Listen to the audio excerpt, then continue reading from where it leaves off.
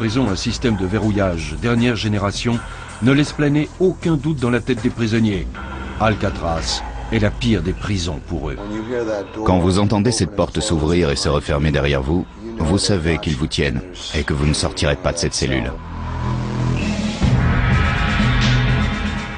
Construite avant l'apparition des caméras de surveillance ultramodernes, Alcatraz doit surveiller ses prisonniers avec des moyens de l'époque. Des gardiens impitoyables. À l'intérieur de la prison, des gardiens arpentent l'armurerie. Derrière des barreaux d'acier lourdement armés, ils gardent les clés de la prison et surveillent les gardiens et les prisonniers en contrebas.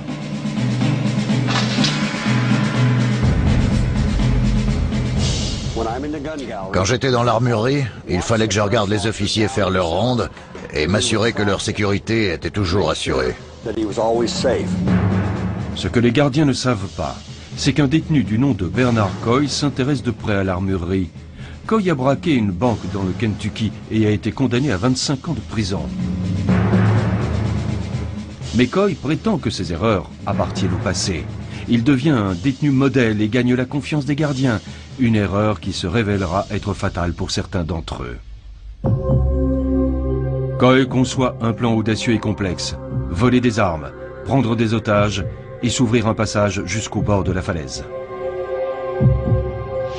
Son premier défi consiste à s'introduire dans l'armurerie, autant dire mission impossible. De solides barreaux d'acier empêchent quiconque de pénétrer dans cette cage fortifiée. Pourtant, Coy ne désespère pas et continue de chercher une faille. Il finit par la trouver. En haut de l'armurerie, les barreaux s'incurvent vers le mur. S'il parvient à écarter les barreaux, il pourra peut-être se faufiler à l'intérieur.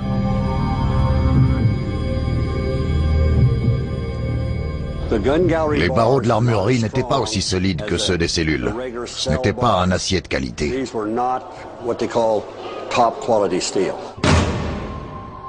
Une grave erreur commise par les dirigeants de la prison. Et Coy compte bien s'en servir. Il demande de l'aide aux autres détenus et obtient bientôt ce dont il a besoin pour fabriquer un écarteur identique à celui utilisé par Doc Barker. Il envisage d'écarter les barreaux de l'armurerie et de s'emparer des armes et des clés de la prison. Le 2 mai 1946, Coy se prépare à passer à l'action. Désigné pour nettoyer le sol de la prison, Coy lance un signal à Sam Shockley, un prisonnier du bloc T. Shockley se met à crier et à taper dans les murs. Quand le gardien de l'armurerie se précipite sur les lieux, Coy et un autre prisonnier, Marvin Hubbard, sautent sur le gardien resté seul et le prennent en otage.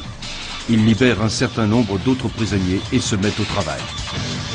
Coy se met en sous-vêtements pour pouvoir passer entre les barreaux de l'armurerie, puis il escalade les barreaux. À l'aide de l'écarteur, il écarte les barreaux de 18 cm. Le passage est étroit et Coy est obligé de forcer pour passer.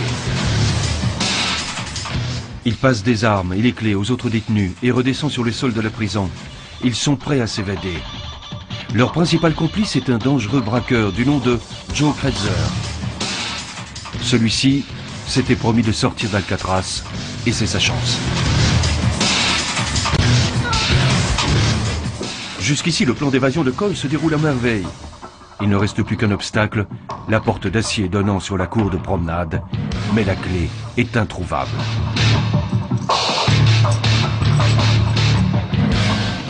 À partir de ce moment-là, ils ont accumulé les erreurs. Ils essayent toutes les clés dont Coy s'est emparé, mais aucune d'entre elles ne fonctionne. Ils sont coincés à l'intérieur.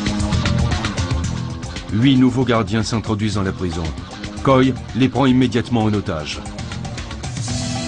Finalement, les détenus trouvent la bonne clé. L'un des gardiens l'avait cachée dans les toilettes d'une cellule.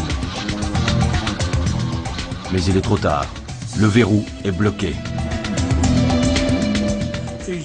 Les verrous de la prison étaient conçus comme ça.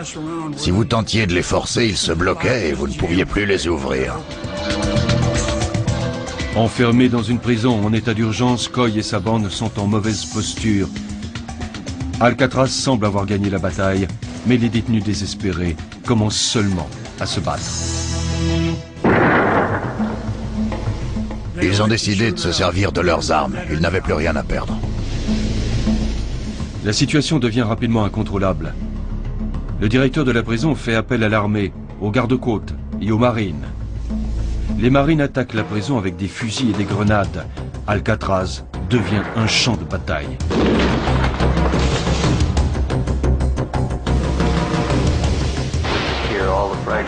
On entendait les bombes à fragmentation qu'ils lançaient dans les puits d'aération pour tuer Coy, Kretzer et Hubbard. Tout le bâtiment tremblait.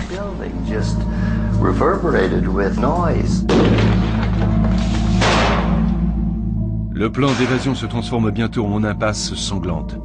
Pendant 2 jours, les prisonniers résistent. C'était très violent, parce que des grenades explosaient dans les fenêtres et des tirs venaient de l'armurerie.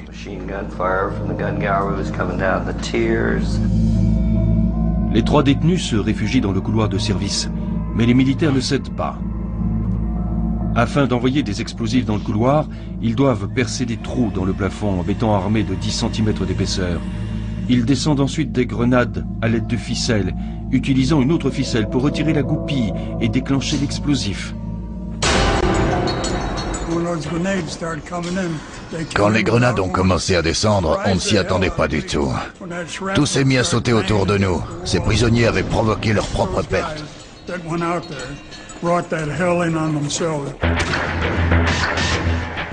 Il faudra plus de 500 grenades, mais la stratégie finit par payer. Bien que 2 gardiens meurent dans la bataille, les autorités parviennent finalement à tuer les 3 détenus, y compris le cerveau du groupe, Bernard Coy. Encore une fois, des prisonniers ont défié Alcatraz et ont perdu. La prison a été endommagée par la bataille, mais elle reste infranchissable. Il y avait beaucoup de balles et d'éclats d'obus à l'intérieur. Heureusement, personne n'a été blessé, mais la prison était pas mal endommagée. La tentative d'évasion de Coy a mis une autre faiblesse au jour, l'armurerie. Les autorités posent un grillage en acier pour protéger les barreaux. Elles renforcent également la sécurité en augmentant le nombre de gardiens, de barreaux et de rondes. Alcatraz réaffirme sa domination. Mais les prisonniers sont déterminés à prouver qu'ils sont plus forts. Un prisonnier va même emprunter un autre chemin, les sous-sols.